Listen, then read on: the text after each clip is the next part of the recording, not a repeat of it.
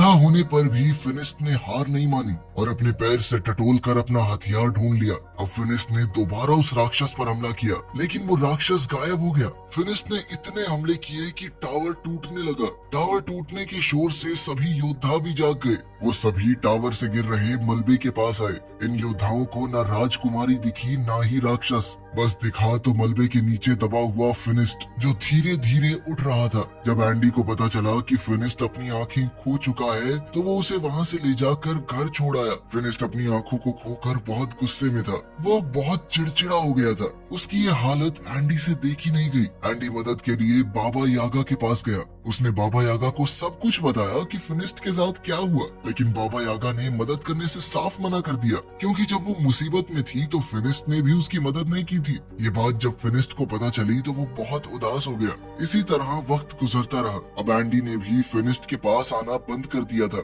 वो अपने सारे काम बहुत मुश्किल से कर पाता। बाहर जाकर खाने पीने का सामान खरीद कर लाता, लेकिन बच्चे उसके फल चुरा लेते। अब उसके पैसे भी खत्म होने वाले थे। एक दिन एंडी फिनिस्ट के घर आया तो उसने गुस्से में एंडी से कहा कि उसके पास एंडी के लिए कोई काम नहीं है, तो तुम एक काम करो, कुछ और ढूंढ लो। ये सुनकर एंडी वहां से चला गया।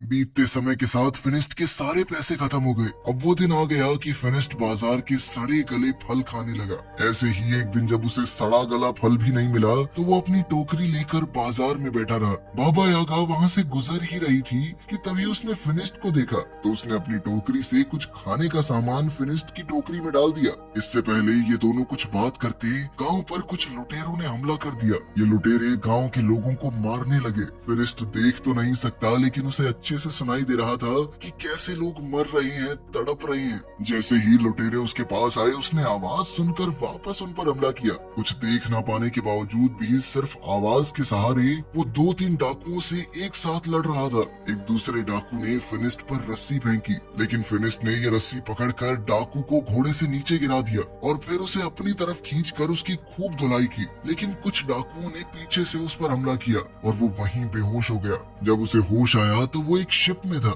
उसकी गर्दन और हाथों को एक लकड़ी में बांधा गया था। इस जहाज में बाबा यागा और गांव के काफी सारे लोग भी थे। फिर हमने देखा कि एंडी भी यहाँ है। वो जहाज में आजाद घूम रहा था। बाबा यागा ने पूछा कि तुम आजाद कैसे घूम रहे हो? तो उसने कहा कि मैंने इन डाकुओं को यकीन दिला दिया है कि मैं इनकी तरफ ही हूँ, मैं इनकी मदद करूंगा। साथ ही वो गाँव वालों के ऊपर डाकुओं के लिए नजर भी रखेगा। एंडी के पास इस वक्त एक सोने का चिराग है जो उसने डाकुओं से चुराया था। उसने कहा कि वो इस चिराग को बेचकर खूब पैसे कमाएगा। जैसे ही एंडी ने इस चिराग को रगड़कर साफ किया तो उसमें से एक जिन बाहर निकला।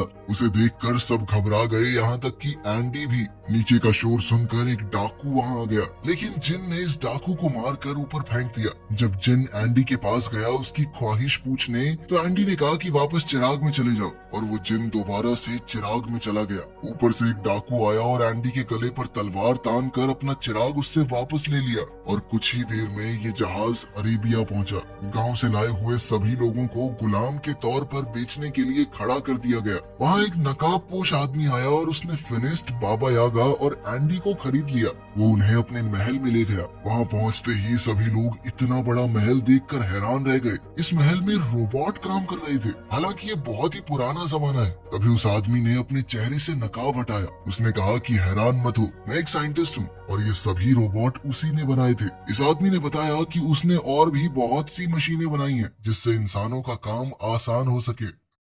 फिनिस्ट ने इस आदमी को अपनी कहानी बताई कि कैसे वो पहले एक बहुत ताकतवर योद्धा था और अंधा होने के बाद उसकी जिंदगी नर्क हो गई। साइंटिस्ट ने कहा कि मैंने तुम्हारे और बाबा यागा के बारे में सुना है। ये आदमी गुलामों को खरीदकर उन्हें आजाद कर देता है। जैसे ही खाने का वक्त हुआ, साइंटिस्ट ने अपने रोबोट से खाना मंगवाया। ये देखकर तो सब लोग बहुत इम्प्रेस हो गए। इन सबको लगा कि ये कोई जादू है, लेकिन साइंटिस्ट ने बताया कि ये कोई जादू वादू नहीं है। मैं पिछले 500 साल से इनके ऊपर काम कर रहा हूँ। ये सुनकर यागा हैरान हो गई और कहा कि तुम 500 साल से इतने जवान कैसे हो? इस पर साइंटिस्ट ने कहा कि मैंने एक ऐसा केमिकल तैयार किया था जिसे पीकर लोग हमेशा के लिए जवान बने रह सकते हैं। अब वो उन तीनों को अपनी लैब दिखाने ले गया। वहाँ जाकर फिनिस्ट ने पूछा कि तुमने ये केमिकल कैसे तैयार किया और क्या उसे पीकर मेरी आंखें भी वापस आ सकती हैं? साइंटिस्ट ने कहा कि उससे तो नहीं हो पाएगा, लेकिन मेरे पास एक दूसरी चीज है। उसने फिनिस्ट को एक चश्मा पहनाया जिससे उसे दोबारा सब कुछ दिखने लगा। साइंटिस्ट का मानना था कि साइंस की मदद से